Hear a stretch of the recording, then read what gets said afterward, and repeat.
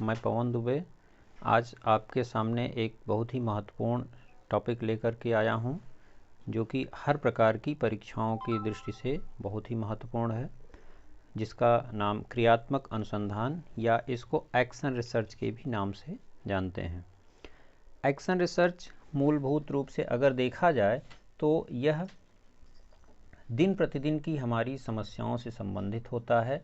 जैसे मान लीजिए कोई शिक्षक है और उसके सामने जो भी समस्याएं आ रही हैं दिन प्रतिदिन उसके विद्यालय में अध्यापन से संबंधित या किसी भी कार्य पद्धति से संबंधित, तो उनका जब वो अनुसंधान के द्वारा हल खोजता है तो उस प्रकार के अनुसंधान को हम एक्शन रिसर्च कह सकते हैं।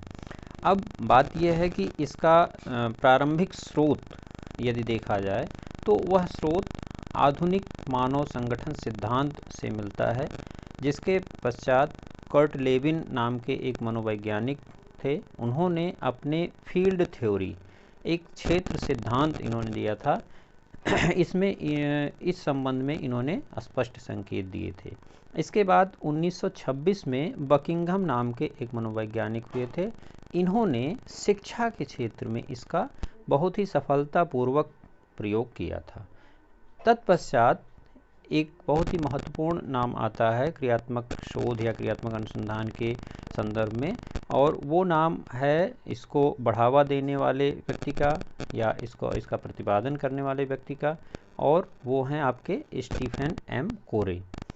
कोरे साहब ने एक 1953 में बुक लिखी, action research to improve school practices.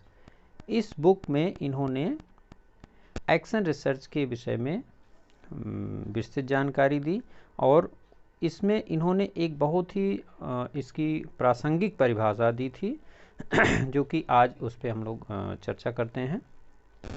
वह परिभाषा थी, क्रियात्मक अनुसंधान वह प्रक्रिया है जिसके द्वारा व्यवहारिक कार्यकर्ता वैज्ञानिक ढंग से अपनी समस्याओं का अध्ययन, अपने निर्णय और क्रियाओं का निर्देशन, सुधार और मूल्यांकन करते हैं। अब यहाँ पर एक शब्द आप देख रहे होंगे जो अंडरलाइन है, व्यवहारिक कार्यकर्ता। व्यवहारिक कार्यकर्ता से आशय मूल रूप से यह है जो हमारे विद्यालय के शिक्षक हैं, प्रधानाचार्य हैं या प्रिंसिपल जिसको कह सकते हैं, निरीक्षक हैं या प्रशासकगण हैं। तो इन लोगों में से जो भी शोध कार्य करेंगे उनसे इसका आशय है, यानी कि व्यवहारिक कार्यकर्ता से इनकी खुद की समस्या होती है और ये उसका समाधान खुद ही इसमें खोजते हैं। तो इसलिए भी यह परिभाषा महत्वपूर्ण है कि किसी भी परीक्षा में अगर आपसे पूछा जाता है कि क्रियात्मक अनुसंधान के संदर्भ में, तो ये कोरे साहब आपके बहुत ही महत्वपूर्ण स्थान रखते हैं, इसलिए इनको देखना बहुत ही आवश्यक है। इसके बाद हम बात करते हैं कि यह अनुसंधान विधि अन्य विधियों से भिन्न होती है। भिन्न होने का आशय यह है कि जैसे आपकी फंडामेंटल रिसर्च हो गई या अप्लाइड रिसर्च हो गई, तो ये दोनों रिसर्च का एरिया ब्रॉड होता है, टाइम ब्रॉड होता है, और ये जो आपकी एक्शन रिसर्च है इसका समय भी सीमित होता है, यानी कम होता है, और इसका एरिया भी हमारे विद्यालय तक ही सीमित होता है, या हम अपने विद्यालय तक ही सीमित रह करके ये अनुसंधान कार्य करते हैं। अब इन सारी इन्फॉर्मेशन के आधार पर हम कुछ इसकी विशेषताओं के बारे में चर्चा करते हैं। इसकी पहली विशेषता है जो सबसे महत्वपूर्ण, यह शोध एक परिस्थिति जन्य शोध है, यानी कि सिचुएशनल शोध है। विशेष प्रकार की सिचुएशन में हम विशेष प्रकार का शोध कार्य करते हैं। इसके बाद कम समय में समस्या का समाधान खोजते हैं। परिकल्पना का निर्माण और उसकी जांच। परिकल्पना से आशय आप लोग समझ ही रहे होंगे कि परिकल्पना एक संभावित हल होती है किसी भी समस्या का, और यह जांचनीय होनी चाहिए। एक अच्छी परिकल्पना का गुण यह है कि वह जांचनीय होनी चाहिए। इसके बाद आप देख रहे होंगे जनसंख्या और न्यायादर्श, यानी कि पॉपुलेशन एंड सैंपल। पॉपुलेशन हमारी पूरे विद्यालय की जो भी लोग हैं वो पॉपुलेशन हो सकती है, और सैंपल उन्हीं में से हम कलेक्ट करते हैं। सैंपल उसी के आधार पर हम अपने शोध कार्य को आगे बढ़ाते हैं। इसके बाद आप देख रहे होंगे कि शोध प्रारूप यानी रिसर्च जो डिजाइन होती है वह लचीली होती है और परिवर्तनशील होती है, फ्लेक्सिबल होती है। इसमें हम जैसे जिस तरह से हमारी आवश्यकता होती है उस तरह से हम इसमें परिवर्तन कर सकते हैं। अगला है शिक्षक द्वारा निर्मित उपकरण। अब ये उपकरण और परीक्षण, उपकरण में आप प्रश्नावली को ले सकते हैं या विभिन्न प्रकार के परीक्षणों का भी निर्माण किया जाता है। तो ये सब क्या होते हैं, ये सब मान्य होते हैं। अगला बिंदु है सरल सांख्यिकी विधियों का प्रयोग किया जाता है इसमें, जैसे प्रतिशत हो गया, मध्यमान हो गया आदि। इसके पश्चात आप देख रहे हैं स्वमूल्यांकन परक यह विधि होती है, यह भी इसकी विशेषता है। इस विधि में इसके बाद सबसे महत्वपूर्ण जो बिंदु बचता है वो ये है कि चेतना एवं समस्या के प्रति संवेदनशील समाधान हेतु प्रयत्न, संवेदनशील एवं समाधान हेतु प्रयत्नशील होना चाहिए। ये भी एक इसकी महत्वपूर्ण विशेषता है। इसके बाद हम बात करते हैं क्रियात्मक शोध की आवश्यकता, need of action research, need of action research. विद्यार्थियों के सर्वांगीण विकास हेतु शैक्षिक उपलब्धि में वृद्धि करना सबसे महत्वपूर्ण है, क्योंकि आज जो शिक्षा है वो विद्यार्थी केंद्रित है। तो हमें इनकी उपलब्धि को बढ़ाने के लिए विभिन्न प्रकार से प्रयास करना चाहिए। अगला इसमें जो बिंदु है वो विद्यार्थी की समस्या समाधान हेतु। अब विद्यार्थी की समस्याओं में आप मुख्य रूप से रख सकते हैं, जैसे उनमें अनुशासनहीनता की समस्या, परीक्षा में नकल की समस्या, जो कि आज सार्वभौम हो गई है, हर जगह ये समस्याएं आती हैं। कक्षा में देर से विद्यार्थियों का आना, पाठ्य सहगामी क्रियाओं में रुचि न लेना या उसमें भागीदारी अपनी सुनिश्चित न करना आदि समस्याएं हमारे सामने देखी जाती हैं। तो इन सब को भी इसमें स्थान दिया गया है। अगला बिंदु है शिक्षकों प्रशासकों संबंधी समस्या।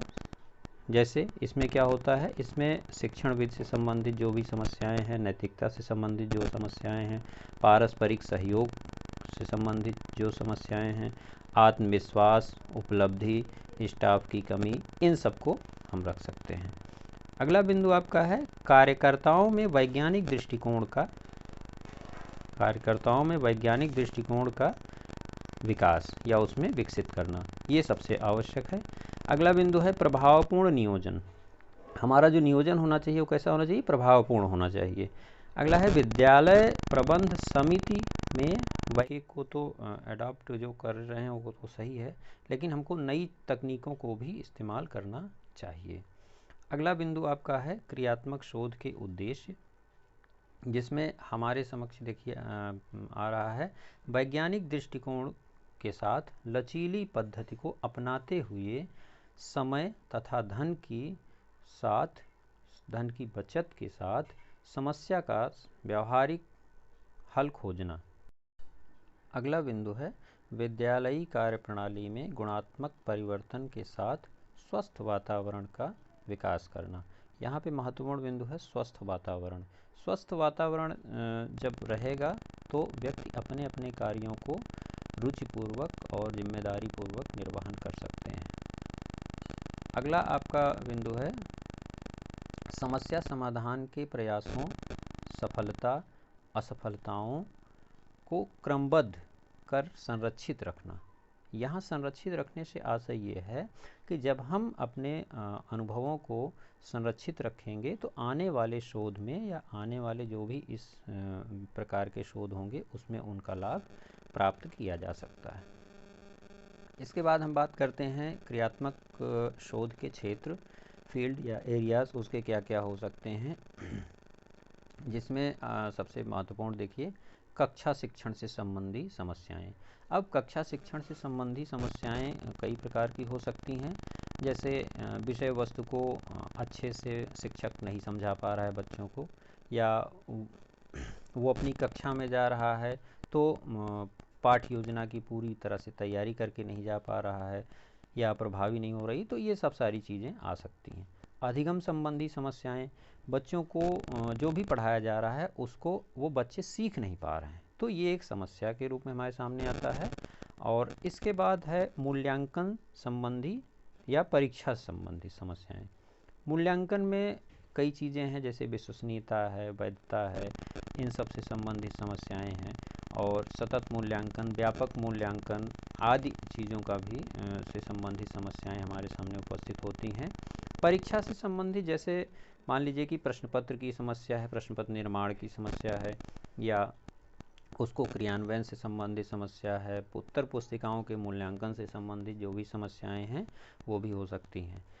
अगला बिंदु है पाठ्य सहगामी गतिविधि संबंधी समस्या। पाठ्य सहगामी जो गतिविधियां होती हैं वो विद्यार्थियों के अधिकतम सर्वांगीण विकास के लिए व्यक्तित्व के क्रिया करवाई जाती हैं, जिसमें खेल कूद हो गया या सांस्कृतिक कार्यक्रम हो गया, इस तरह की जो भी कार्यक्रम है, या सरस्वती यात्राएं हो गई। तो इन सब को क्रियान्वित अगर नहीं हो पा रही तो वो एक हमारे सामने समस्या के रूप में उपस्थित होता है। अगला बिंदु है विद्यालय प्रबंधन तथा प्रशासन। अब विद्यालय प्रबंधन तथा प्रशासन से भी संबंधित जो भी समस्याएं हैं वो भी हमारे एक्शन रिसर्च के क्षेत्र के अंतर्गत आता है।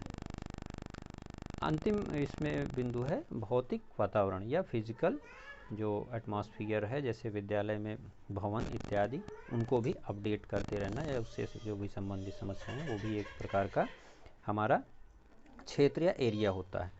अगला बिंदु है स्टेप, यानी कि इस एक्शन रिसर्च के क्या क्या स्टेप्स हो सकते हैं, ये महत्वपूर्ण बिंदु है। सबसे पहले रिसर्चर समस्या का चयन करता है, समस्या के चयन के साथ साथ उससे संबंधित जो भी कारण हैं उनको जानता है, और कारण जानने में मूल रूप से जो उपयोगी है वह अनुभव उपयोगी है, कि अनुभव और तर्क का उपयोग करते हुए वह इनको जाने। इसके बाद हम परिकल्पना की बात करते हैं। परिकल्पना का निर्माण किया जाता है। परिकल्पना के आधार पर हम रूपरेखा या डिज़ाइन, शोध डिज़ाइन बनाते हैं, और इसके आधार पर हम डाटा संकलन करते हैं और उसका विश्लेषण करते हैं। डाटा के आधार पर हम निष्कर्ष प्राप्त करते हैं, और अपने संबंधित जो भी समस्याएं हुई उनका हम निराकरण करते हैं। ये आपका रहा एक्शन रिसर्च पूरी तरह से। और ठीक है, बहुत बहुत धन्यवाद आपको वीडियो देखने के लिए। एक बार